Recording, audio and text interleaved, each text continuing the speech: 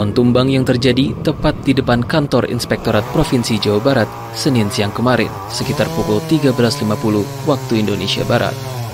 Batang pohon yang tumbang menghalangi jalan dari arah Gasibu maupun flyover Pasopati. Dinas Pemadam Kebakaran dan Penyelamatan DPMKP Kota Bandung langsung menurunkan 7 tim untuk melakukan evakuasi. Petugas menggunakan gergaji mesin untuk memotong pohon yang melintang di jalan. Beruntung, tidak ada korban jiwa maupun kendaraan yang tertimpa. Petugas menduga pohon tumbang disebabkan hujan deras disertai angin kencang. Pohon tumbang terjadi di Jalan Surapati, tepatnya di depan kantor Inspektorat Provinsi Jawa Barat. Jadi terjadi sekitar kita dapat informasi sekitar 13.50. Di informasi dari pelapor diakibatkan oleh angin kencang pada saat terjadi hujan deras. Dampaknya sangat terasa mengakibatkan kemacetan panjang dari arah jembatan Pasopati sampai dari arah barat dan arah timur. Pohon dengan panjang sekitar 10 meter itu berhasil dibersihkan dari badan jalan dengan memakan waktu sekitar 30 menit. Arus lalu lintas di Jalan Surapati pun kembali normal. Tim Liputan, Kompas TV, Bandung, Jawa Barat.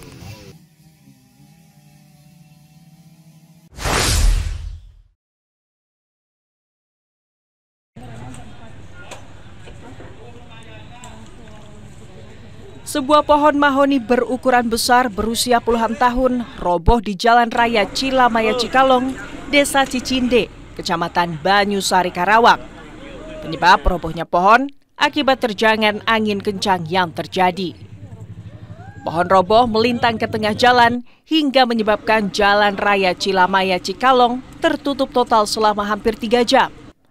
Sejak pukul 4 waktu Indonesia Barat hingga pukul 7 waktu Indonesia Barat.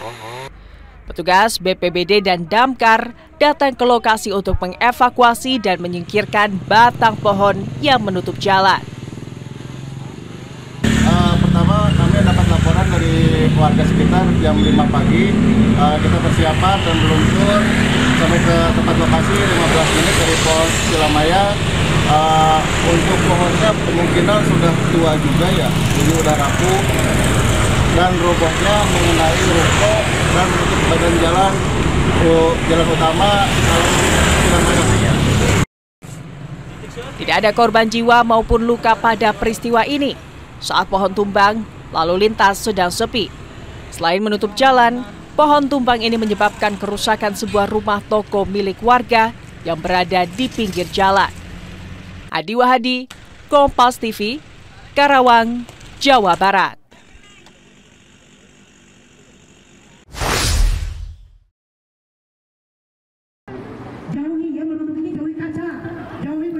Ini bukan kepanikan sungguhan, melainkan latihan kesiapsiagaan menghadapi ancaman gempa bumi sesar Lembang yang membentang di wilayah utara Kota Bandung. Komunitas relawan bersama Dinas Kebakaran dan Penanggulangan Bencana Kota Bandung mengajak pelajar dan warga berlatih langkah-langkah penyelamatan diri saat gempa terjadi. Dari cara berlindung hingga mencari jalur aman, kegiatan ini menjadi upaya nyata membangun budaya sadar bencana di lingkungan siswa dan masyarakat umum. Ya, karena ini sesar Lembang kan merupakan ancaman juga bagi masyarakat Kota Bandung dan sekitarnya. Jadi baiknya sejak dini kita melakukan sebagai pelatihan-pelatihan untuk penanganan bencana, terutama gempa. Dan juga anggota BPBD itu kan kurang ya di Bandung. Jadi alangkah baiknya secara mandiri juga bahwa kita sama-sama menangani simulasi ini, belajar dari dini oleh masyarakat juga yang bisa melakukan, membantu kami juga. Sesar Lembang yang masih aktif disebut berpotensi menimbulkan gempa besar, sehingga kesiapsiagaan menjadi hal penting untuk terus dilatih. Latihan sederhana ini diharapkan menumbuhkan kesadaran bersama bahwa keselamatan dimulai dari pengetahuan dan kesiapan setiap individu. Ini kalau pertanyaan ke situ sangat penting dan wajib dilakukan secara periode ya. Jadi wajib disampaikan ke semua kalangan dari sejak dini, dari tingkat sekolah termasuk masyarakat umum. Nah, karena apa? Khususnya kita di Kota Bandung ini adalah potensi gempa. Karena kita punya yang disebut dengan patahan Lembang. Jadi edukasi ini wajib sekali disampaikan ke masyarakat khususnya Kota Bandung ini, Pak. Kegiatan ini merupakan rangkaian untuk memperingati Hari Kelapa Sedunia yang digelar di Kota Bandung. Sunandar, Kompas TV, Bandung, Jawa Barat.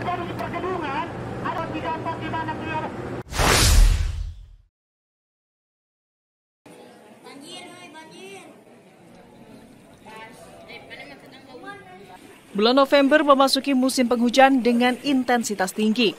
Untuk itu, pemerintah, baik Provinsi Jawa Barat, kabupaten, atau kota harus siap menghadapi bencana yang disebabkan oleh alam. Bupati Sumedang, Doni Ahmad Munir mengatakan, pemerintah Kabupaten Sumedang siap menghadapi bencana di musim penghujan ini.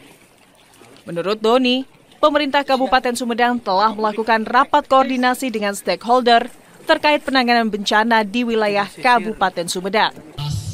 Bupati berharap Kabupaten Sumedang bebas dari bencana di musim penghujan ini. Sudah melakukan rapat khusus berkaitan dengan menghadapi siaga, menghadapi antisipasi kalau ada bencana. Jadi prinsipnya berharap tidak ada bencana, tapi kalau ada sudah siap. Kami sudah konsolidasi untuk menghadapi musim hujan.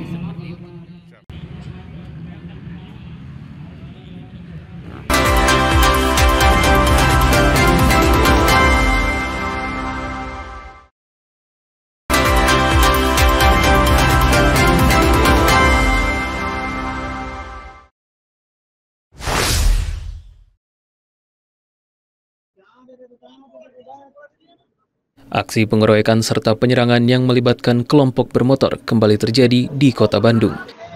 Dalam peristiwa yang terjadi pada Sabtu dini hari 25 Oktober, sempat terekam kamera pengawas. Tampak belasan pelaku yang menggunakan sepeda motor mendatangi dan melakukan pengeroyokan terhadap petugas keamanan serta pengunjung sebuah tempat kebugaran di kawasan Ahmad Yani, Kota Bandung.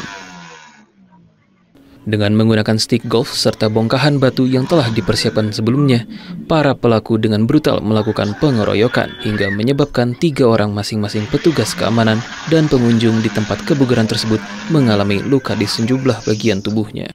Tidak hanya menyebabkan 3 orang mengalami luka, penyerangan yang dilakukan para pelaku juga menyebabkan pintu tempat kebugaran tersebut mengalami kerusakan cukup parah.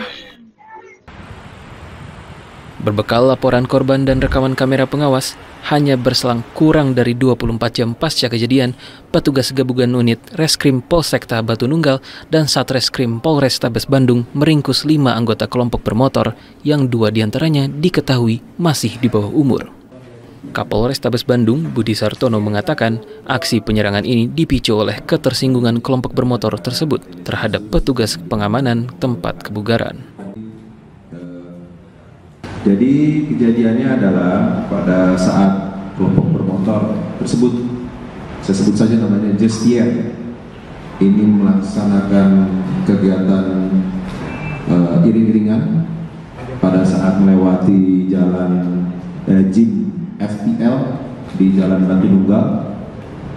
Yang bersangkutan melihat security dari Jeep tersebut lagi berdiri, dan juga dari kelompok tersebut tidak terima karena merasa dilihatin. Akibat perbuatannya tersebut, para pelaku akan dijerat dengan pasal 170 KUH Pidana tentang pengeroyokan dengan ancaman hukuman maksimal 5 tahun penjara. Abdul Rahim, Kompas TV, Bandung, Jawa Barat.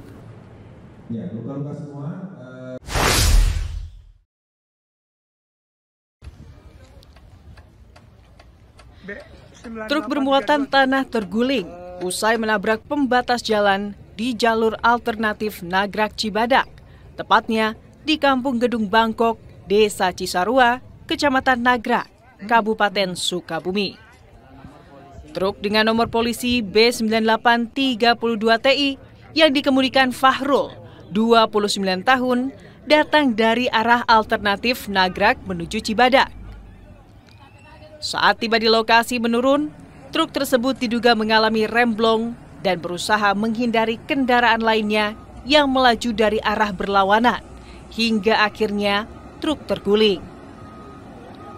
Warga yang mendengar suara klakson tidak berhenti, langsung berteriak agar truk tidak menabrak mobil dari arah berlawanan. Namun, truk akhirnya menabrak tiang listrik. Saya curiganya karena mobil itu kan ngasih tanda klakson dari kejauhan, dari atas, nggak berhenti-berhenti. Nah, saya juga kan posisi, saya juga merasa supir ya, Pak, karena kalau ngasih tanda dari atas sampai bawah nggak klakson, nggak berhenti-berhenti, otomatis itu remnya bermasalah. Nah, saya langsung inisiatif lari dari sana, langsung ngamanin di depan ada motor sama mobil, takutnya kena. Saya teriak-teriak, ini dibawa rem. Nah, di situ langsung nggak tertahan itu mobil. Sementara itu, menurut Kanit Gakum Satlantas Polres Sukabumi, Ibda Wangsit Edi Wibowo mengatakan, truk bermuatan tanah ini diduga mengalami remblong atau rem yang tidak berfungsi, hingga truk menabrak tiang listrik dan pembatas jalan. Akibat peristiwa itu, Satuan Lalu Lintas Polres Sukabumi mengalihkan arus lalu lintas untuk menutup sementara jalur alternatif Nagrag hingga evakuasi truk tersebut. Awalnya memang kendaraan truk ini memuat tanah ya, tanah dari arah Nagrag menuju ke Cibadak. Nah, tiba di tempat kejadian diduga mengalami kendala pada sistem pengereman sehingga kendaraan tidak terkendali kemudian terguling. Dan dalam kejadian ini ada korban jiwanya nggak? Ya, alhamdulillah untuk kejadian ini tidak ada korban jiwa, namun kerugian materi. Untuk lalu lintas sendiri arahnya kemana dan sementara? Ya, sementara kita dari alternatif Karangtengah kita tutup, kita luruskan ke arah Cibadak. Petugas dan warga bergotong royong membantu proses evakuasi dan pembersihan tanah. Sementara kepolisian unit Laka Lantas Polres Sukabumi masih melakukan penyelidikan terkait penyebab pasti insiden tersebut. Andris Muhtar, Kompas TV, Sukabumi, Jawa Barat.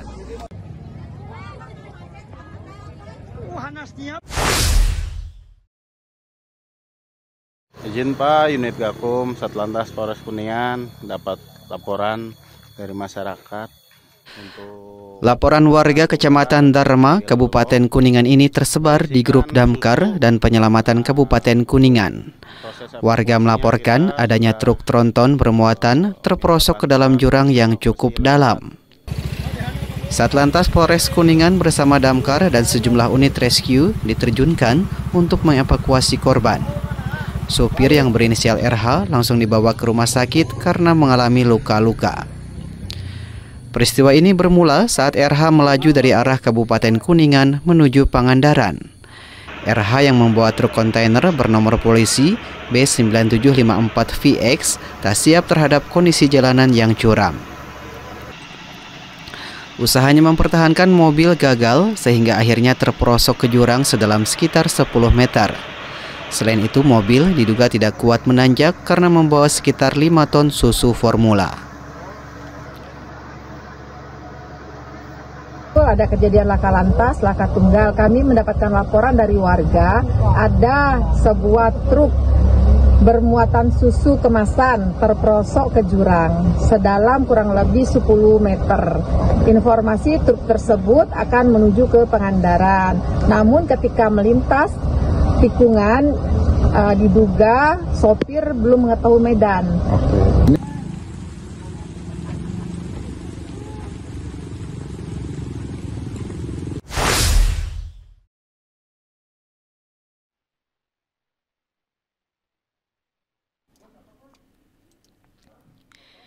Ini adalah rekaman kamera pemantau detik-detik kecelakaan beruntun di jalur utama Pantura Mundu.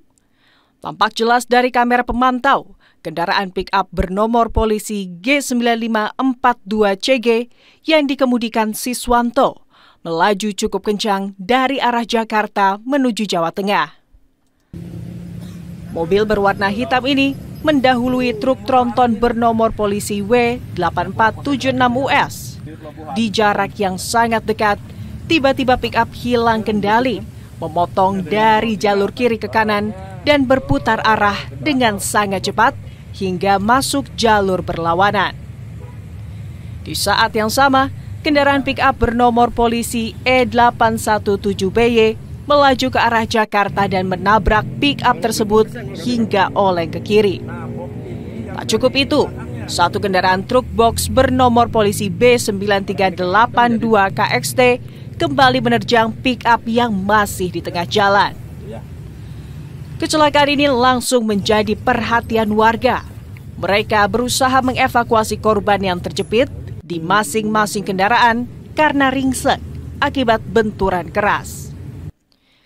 Satlantas Polres Cirebon Kota yang tiba di lokasi langsung membawa korban ke rumah sakit.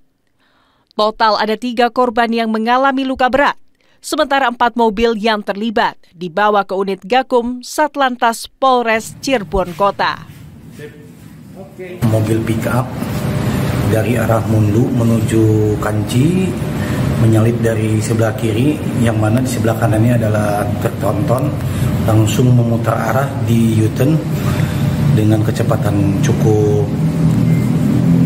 sedang, sehingga terjadilah tabrakan di jalur sebelahnya. Petugas masih mendalami dan memeriksa sejumlah saksi. Mereka menduga kecelakaan terjadi lantaran pengemudi pick-up memacu kecepatan cukup tinggi. Di saat yang sama, kondisi aspal yang basah dan licin karena hujan menyebabkan kendaraan tergelincir dan berputar arah. Muhammad Syahri Romdon, Kompas TV, Cirebon, Jawa Barat.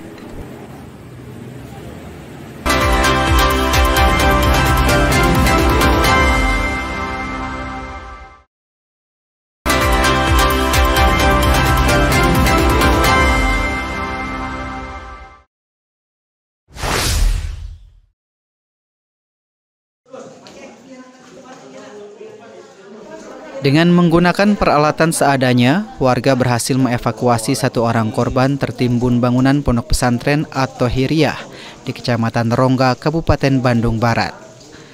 Korban diketahui bernama Nuri, 15 tahun. Nuri ditemukan di kamar mandi pondok pesantren.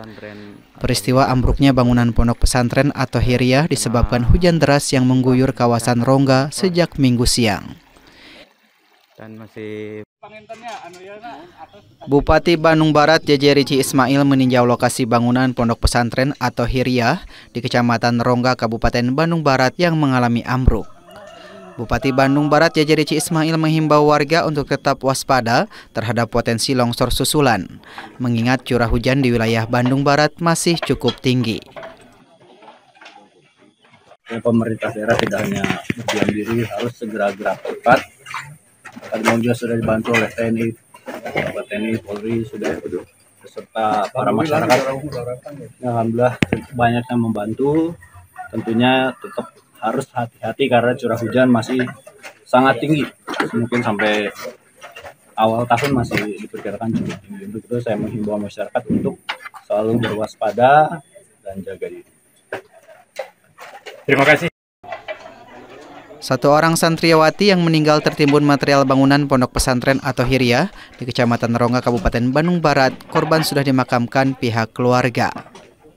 Ahmad Fadilah, Kompas TV, Kabupaten Bandung Barat, Jawa Barat.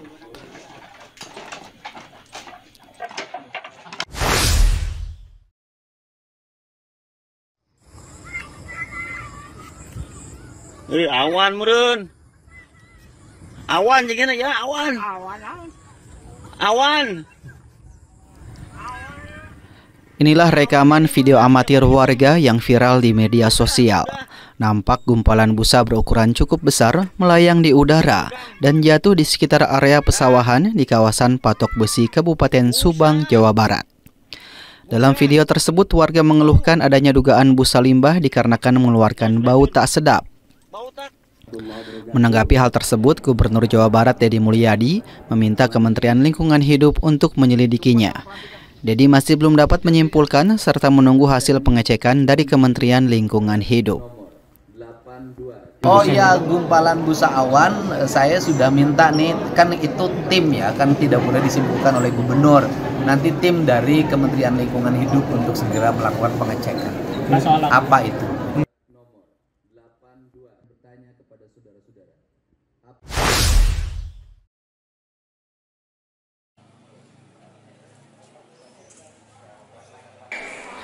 Sebanyak 10 siswa masih menjalani perawatan di posko kesehatan Desa Cibodas, Kecamatan Lembang, Kabupaten Bandung Barat di hari ketiga.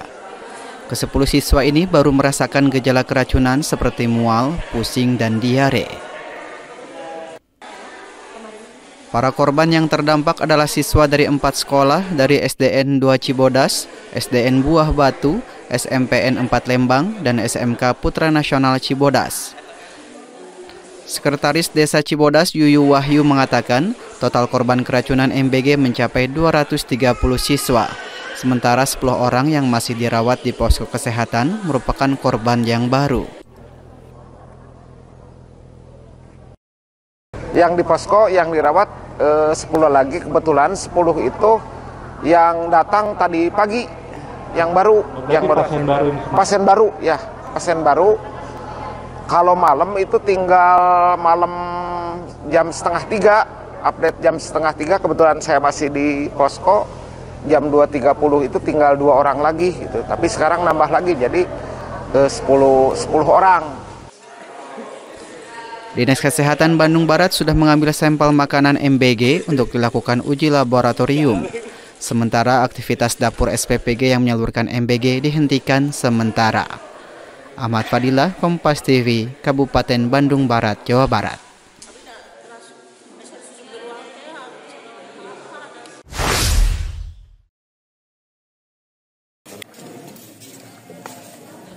Dalam kurun waktu 1 bulan terakhir, keracunan massal masih terjadi di wilayah Jawa Barat. Wilayah paling banyak siswa yang alami keracunan diantaranya Kabupaten Bandung Barat. Dinas Pendidikan Provinsi Jawa Barat meminta Satuan Pelayanan Pemenuhan Gizi atau SPPG se-Jawa Barat mematuhi SOP yang berlaku. Hal ini agar SPPG tidak meracuni siswa yang menyantap MBG. Dinas Pendidikan Provinsi Jawa Barat juga sudah memberikan saran kepada SPPG agar dapat menerapkan pendistribusian sesuai prosedur. Untuk mengantisipasi keracunan MBG, Distrik juga sudah menyiapkan unit kesehatan sekolah atau UKS di seluruh sekolah di Jawa Barat. Ya, kalau keracunan kan kita udah melakukan evaluasi ya, Pak Gubernur dengan PGN udah melakukan evaluasi.